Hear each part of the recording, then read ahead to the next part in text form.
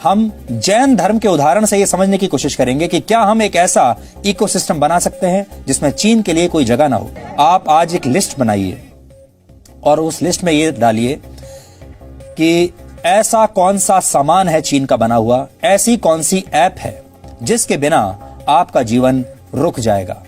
चीन में बना कोई मोबाइल फोन हो या आपके मोबाइल फोन की कोई चाइनीज ऐप हो, चीन में बना हुआ कोई सस्ता टीवी टेलीविजन सेट हो, चीन में बनी हुई कोई सस्ती एसयूवी हो, या फिर दिवाली में घर सजाने के लिए दिवाली पर लगाई जाने वाली चाइनीज लाइट्स हो।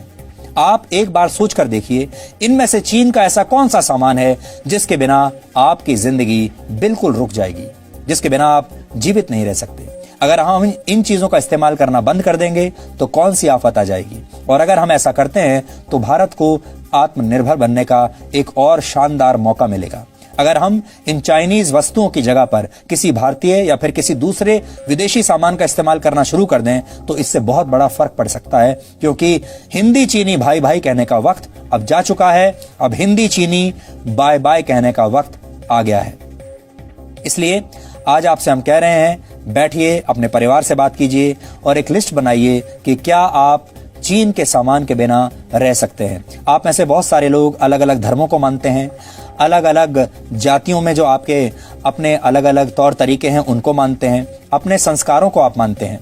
हम जैन धर्म के उदाहरण से ये समझने की कोशिश करेंगे कि क्या हम एक ऐसा इकोसिस्टम बना सकते हैं जिसमें चीन के लिए कोई जगह ना हो। वैसे आपको ये भी बता दें अभी कि सरकार के स्तर पर भी हिंदी चीनी बाय बाय की शुरुआत हो चुकी है। और अभी जो खबर मिली है उसके मुताबिक संचार मंत्रालय ने बीएसएनएल के साथ साथ प्राइवेट टेलीकॉम कंपनियों को भी ये निर्देश दिए हैं कि वो चीन की कंपनियों पर अपनी निर्भरता कम करें। अगर चीन की किसी कंपनी ने किसी बड़े प्रोजेक्ट में कोई बोली लगाई है तो उस पर नए सिरे से विचार किया जाए। यानी ये चीन के लिए साफ संदेश है कि या तो वो अपनी हरकतों से बाज आ जाए या फिर इसका खामियाजा भुगतने के लिए तैयार रहे, सीमा पर भी खामियाजा भुगतने के लिए तैयार रहे और भारत के बाजारों के जरिए भी उसे बहुत नुकसान होगा।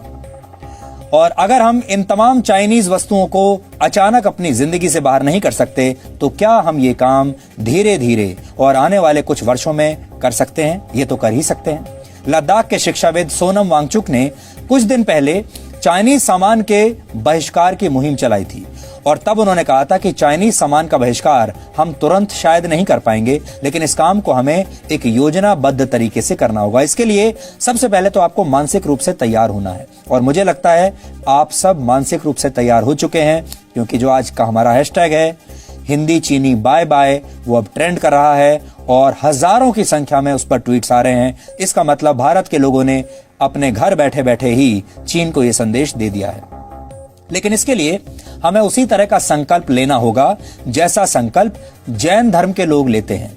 जैन धर्म के लोग आप जानते हैं मीट नहीं खाते, प्याज नहीं खाते और शुद्ध शाकाहारी भोजन करते हैं। ये एक सिर्फ उदाहरण के जरिए हम आपको समझा रहे हैं। इस संकल्प का असर बाजार पर भी उसी तरह से पड़ा कि और आपने देखा होगा जगह जगह जैन भोजनालय और रेस्टोरेंट्स खुलने शुरू हो गए। यानी अपनी आदत, परंपरा और संकल्प से एक पूरा की पूरा नया बाजार तैयार हो जाता है। अगर हम चीन में बने सामानों को भी इसी नजर से देखें तो क्या चाइनीज प्रोडक्ट्स के खिलाफ एक नया बाजार तैयार नहीं हो सकता? हमें यकीन है बिल्कुल हो सकता है। अगर आपने आज ये तय कर लिया कि आप प्याज नहीं खाएंगे, अगर आपने आज ये तय कर लिया कि आप अपने संस्कारों के हिसाब से, जो भी आपकी जाति है, धर्म है, उसके हिसाब से आप कोई चीज एक खास तरीके से अपने जीवन में करते हैं अपने धर्म की वजह से, तो क्या और बहुत सारे लोग बाहर के ये कहेंगे आपको कि इसमें आपको बहुत परेशानी होगी।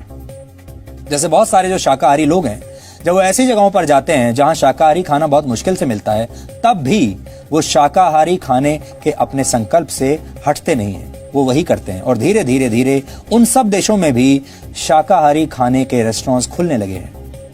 अगर भारतीय लोग दुनिया के आज जिस भी देश में रहते हैं, आपको हर जगह इंडियन रेस्टोरेंट्स मिल जाएंगे। ये होता है नया बाजार बना लेना अपनी आदतों के हिसाब से। इसलिए आज हमें इस बारे में सोचना होगा कि क्या हम भी एक ऐसा इकोसिस्टम बना सकते हैं जिसमें चीन के लिए कोई जगह ना हो। हमारे जीवन में चीन के लिए कोई जगह नहीं। अपनी सेना से ये मांग करना तो बहुत आसान है कि वो चीन के सैनिकों को उनके घर में घुसकर मारे, और हमारी सेना ऐसा कर भी सकती है, ये करने में पूरी तरह सक्षम है। लेकिन आज सवाल यह है कि एक राष्ट्र के तौर पर हम और आप क्या कर सकते हैं? क्या आप अपने घरों में अपने परिवारों के साथ बैठकर चाय की चुस्कियां लेते हुए इस खून खराबे का टीवी पर सिर्फ लाइव टेलीकास्ट देखते रहेंगे, या फिर आप भी चीन के खिलाफ इस लड़ाई में खुद एक महत्वपूर्ण रोल निभाना चाहते हैं, एक सैनिक की तरह? क्योंकि सैनिक वही नहीं है जो सिर्फ वर्दी और हथियारों के साथ सीमा पर डटा हुआ है। आप भी अपने देश के लिए, अपने राष्ट्र के लिए एक सैनिक की तरह हैं।